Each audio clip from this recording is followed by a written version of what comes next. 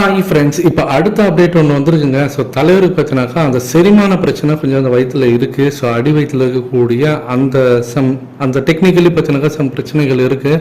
So அந்த medical ரீதியாக பார்த்தினாக்கா அவருக்கு வந்து இப்போ அதிநவீன அறுவை சிகிச்சை பண்ணியிருக்காங்க. அது வந்து பார்த்தினாக்கா டேரெக்டாக அந்த ஆஞ்சிலோ தெரப்பி அப்படின்னு சொல்லி பார்த்தீங்கன்னா அப்படி பண்ணாமல் அதை விட அட்வான்ஸ்டாக பார்த்தினாக்கா ரொம்ப ஈஸியாக சிம்பிளாக பண்ணக்கூடிய ஒரு விஷயம். அது வந்து நீங்கள் பார்த்தீங்கன்னா ஆப்ரேஷன் தேட்டரில் பண்ணக்கூடிய விஷயம் கிடையாது, நார்மல் லேப்ஸ்லேயே வச்சு பண்ணக்கூடிய விஷயம் தான். ஸோ அந்த மாதிரி பண்ணியிருக்காங்க.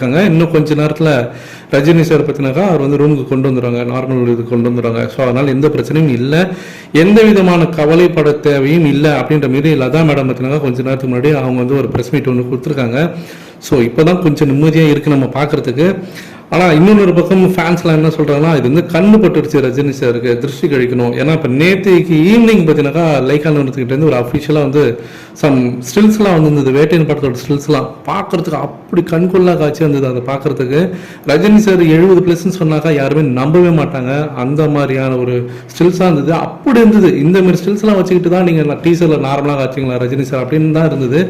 ஸோ இந்த வயசில் இப்படி இருக்கிறாரு அந்த மனுஷன் அப்படின்னு சொல்லிட்டு நமக்கே பார்த்தினாக்கா ஒரு கண்ணுப்படுற விஷயமா தான் ஆயிடுச்சு. அது திருஷ்டி கழிக்க விதமாக தான் இப்போ ஹாஸ்பிட்டலில் சேர்ந்துட்டாரு அப்படின்ற மாதிரி ரஜினி சாரோட ஃபேன்ஸே வந்து சொல்கிறது முடியுது, நம்மளால் பார்க்க முடியுது.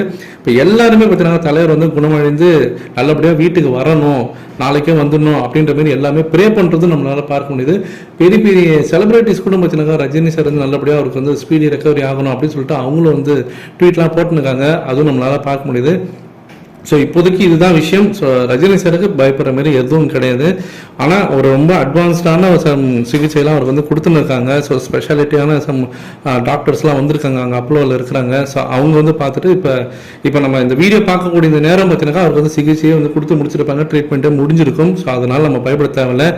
ஸோ அஃபிஷியலாக அப்போலோ ஹாஸ்பிட்டல்லேருந்து என்ன வருதுன்றதை பார்ப்போம். இன்னைக்கு ஈவினிங்குள்ளார ஏதாவது வரும்னு நினைக்கிறேன். அவர் டிஸ்சார்ஜ் கொடுத்து வரும்ன்றது மாதிரி தான் எனக்கு தோணுது. ஸோ வெயிட் பண்ணிப்பாமா ஃப்ரெண்ட்ஸ்.